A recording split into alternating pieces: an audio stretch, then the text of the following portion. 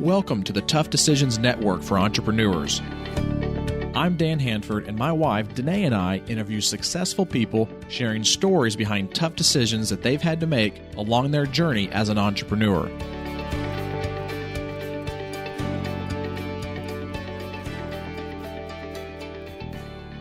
On the podcast with us today is Chris Prefontaine. Chris, welcome to the podcast. Thanks, buddy. It's a pleasure. Yeah, well, Chris, you were one of our very first interviews when we first launched this podcast in June of 2018, and we're really glad to have you back again and be able to dive into some more of these tough decisions that you've had to make. Now you make me feel old, though. If I was the first one, man, oh man. Well, you were really one that helped us really kind of kick off this show, and it's been really, really successful, and we're glad to have you back. But for those maybe who have not listened to your prior episode, give the listeners a little bit of a background about you and yourself and where you are in this entrepreneurial space. Yeah, sure. I'll give you a 10,000-foot view, and if you want to go back, just let me know. We run a family business we have a great team, but primarily it's myself and my son-in-law, Zach, and my son, Nick, my daughter, Kayla, and we buy and sell property on terms in the New England area, primarily Rhode Island, Mass, and Connecticut. When I say on terms, I mean no banks, no signing on personal loans, no putting your own cash up, no begging investors for money. So that's what I mean by terms. We then have for the last 5 years or so also brought that to the rest of the country by teaching students and actually doing deals with them, literally locking arms with them, showing them how to do deals in the trenches so that they have that support team. Because so many times, Dan, you go to the seminar or you get the course, and then what happens? They don't know how to implement. And so we do that right now. We've got about 65 or so associates, we call them, around the country doing deals with us. That's awesome. And, one of the things you mentioned earlier was about your family working in the business. And I think that was the biggest thing I think that stood out with my wife and I when we did that interview with you is, the fact that you do involve your family and you do it on a successful level. Because I know a lot of people try to incorporate family and sometimes it just doesn't work.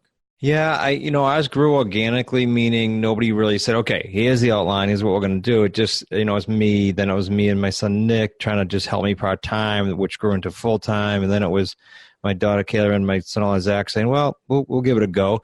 But when we started at the end, not only was it organically grown, meaning they fell into their roles, but also the compensation wasn't such that we say, okay, everybody's on a salary. That would crush the company. It was, all right, everybody for themselves. We're going to see if we can make this thing crank up, and everybody gets paid as we have success and do deals. So it's just a healthy way of doing it.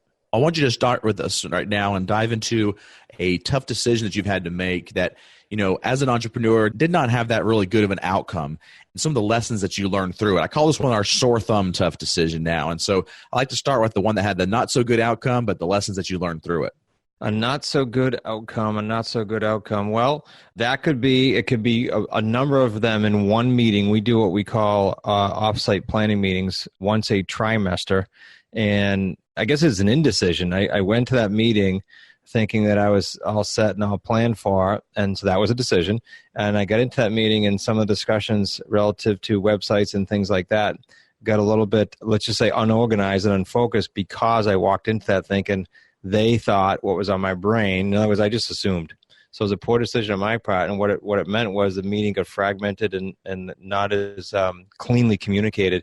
So I could have saved hours of time. I could have less friction in the meeting by simply pre-planning and not assuming that people know what's in my brain. That's the biggest mistake I made. So how do you run those meetings now to kind of mitigate that?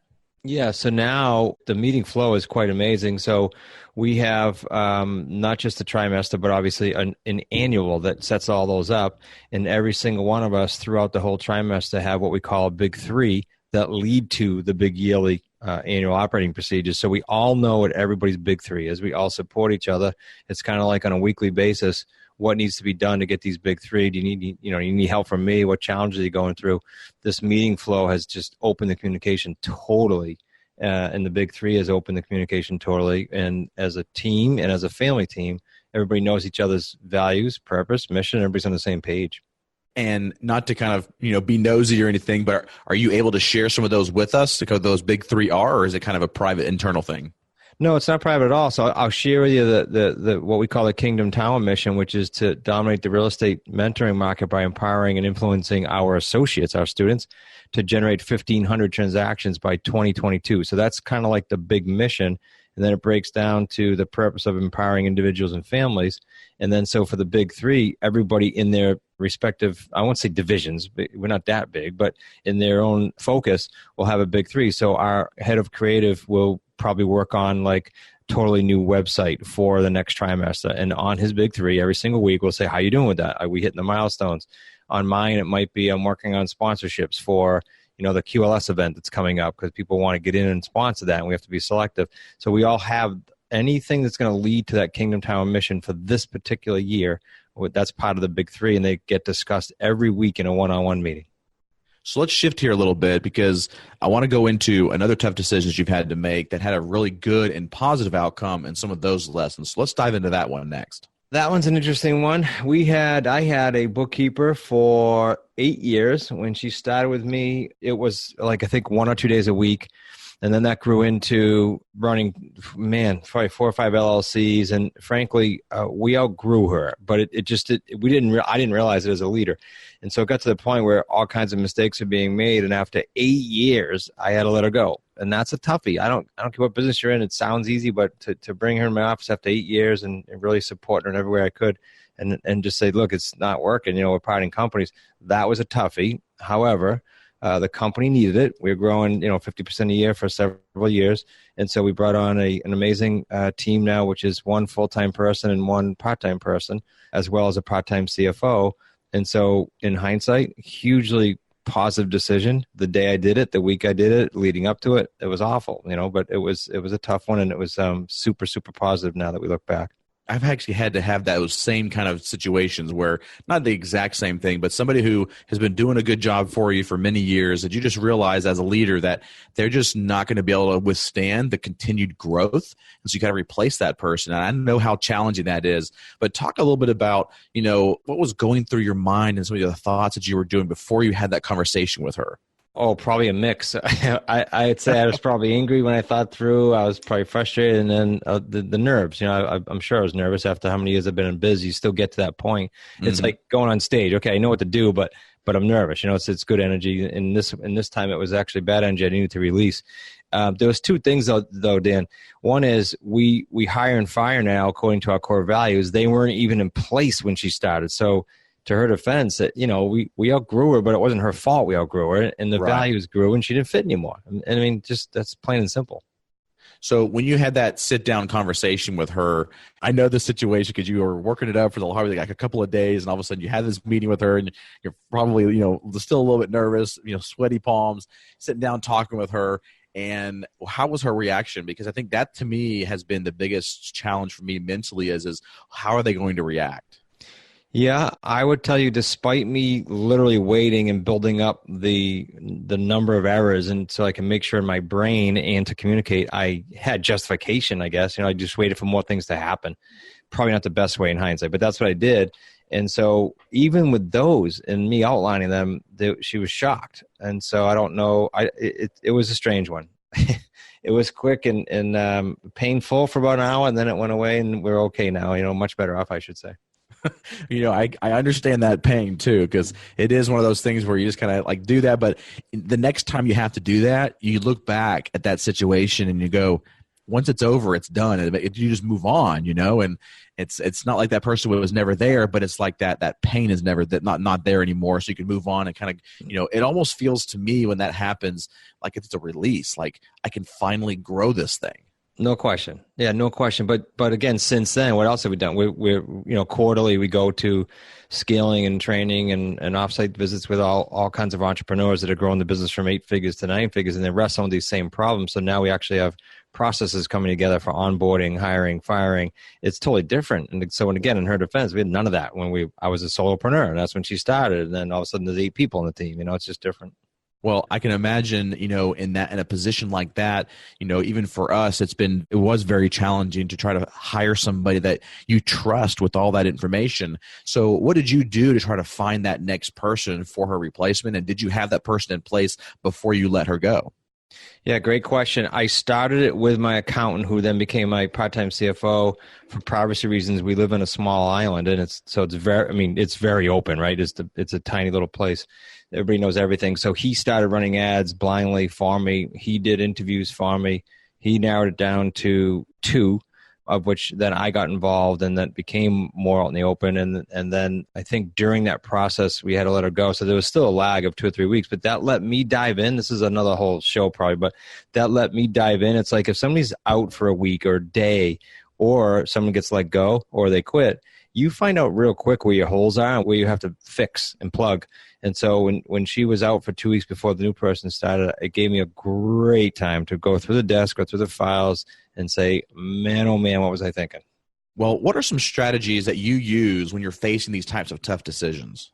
Mentors. I'm going to tell you without even thinking about that, mentors. So I have a personal accountability partner every Monday. We have the scaling group. It's called Elite, that we go to for help like this, especially this hiring and firing. And we travel to them, and it's not cheap. All of us get on a plane. We travel to them quarterly. And so that's where I turn. And frankly, if you're running a business, I don't care if it's real estate or a popcorn stand, you've got to have a support system or a board of directors. And I'm not saying paid, just like maybe people you go to and or some kind of mentor that you can lean on. You've got to have that, because success leaves clues, and somebody's already gone through it. They can help you. One of the things that I did in the very beginning when I first got my businesses started is I sat down and, I couldn't afford to have a mentor or a coach or anything like that. And so what I started to do was I sat down and I was like, who do I know in my circles that could become, part of my, my board of directors, if you will, or my board of counselors. And so I started writing down like 5 or 6 people's names that I knew that were successful and I could call on and ask them questions about various things. And then I would reach out to that person and I would say, hey, Bob, would you mind if I added you to my, board of advisors so that if I have questions in business or various things that I could reach out to you? I'll promise not to bother you with, no piddly stuff, but, when I need to bounce some ideas off of somebody, would you be there for me? And every single one of them was honored by that and said, yes, absolutely. And so that's one thing I always encourage people to do when you're first getting started and you can't afford that person. There's probably people in your circles of influence right now in your network that you can actually call upon to say, hey, would you mind being that person on the board of advisors? And even to this day, some of those same people I can call on and ask them questions, even though I already have some, like you, like with those paid mentors or coaches that I can reach out to. Yeah, and even I said the word accountability partner earlier. I've got a gentleman that now we never knew each other. We got introduced and we started doing some business together on different levels, and all of a sudden we became weekly, Monday morning, 8 a.m. accountability partners, and then we became closer friends. And then, now we can pick up the phone when we have a challenge, and I've done it many times and said, hey, have you ever had this happen, and how'd you deal with it? Because he's slightly ahead of me growth-wise, so it's great to have someone like you just described and turn him into your accountability partner as well. We're going to take a quick break here, and when we get back, we're going to be going through a series of quick questions and answers that we call the trifecta. Have you ever thought about investing in real estate, but find yourself so busy that you don't have time for it? Do you have FOMO, which is the fear of missing out? At HanfordCapital.com, we help investors with passive real estate investments that project better returns than traditional investment vehicles such as the stock market. If you'd like to find out more about our passive real estate investments, visit HanfordCapital.com. That's HANDFORD Capital.com. We will jump on a call with you to discuss your investment goals and to see if our investments are a good fit for you. This advertisement is not to be construed as an offer or recommendation to buy or sell a security. Visit HanfordCapital.com. And we are back with Chris Prefontaine, and we're going through this series of quick questions and answers that we call the trifecta.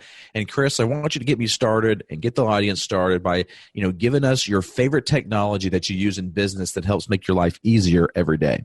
I still use Get Leverage. It's a technology and an online platform, and it lets me outsource things that I might not have the staff for or the bandwidth for at the present time. So it's an online platform and technology. Is it for like virtual assistants? Yeah, but it's high end. They're in the U.S. and I'd call it higher end. I've written books. I've produced events. I've had all kinds of things done with them, writing articles weekly for them, things like that are just higher level that you want a kind of a relationship with one person. And what's a favorite quote that you've heard that has helped you as an entrepreneur? Never, never quit. Because I love the book Grit that came out, G-R-I-T, and that whole book is about persistence, consistency, never quitting. And I forget who it was, Ben Franklin, one of them, but never, never quit. And what's a favorite book that has helped you make better decisions as an entrepreneur? many, and it changes with my evolving. But one that comes to mind relative to this whole platform that you've been so great with is exposing the people to Ray Dalio's principles, because he gets your mindset around welcoming the challenges, because you can grow from it. So what's the next thing for you right now on your vision or dream board?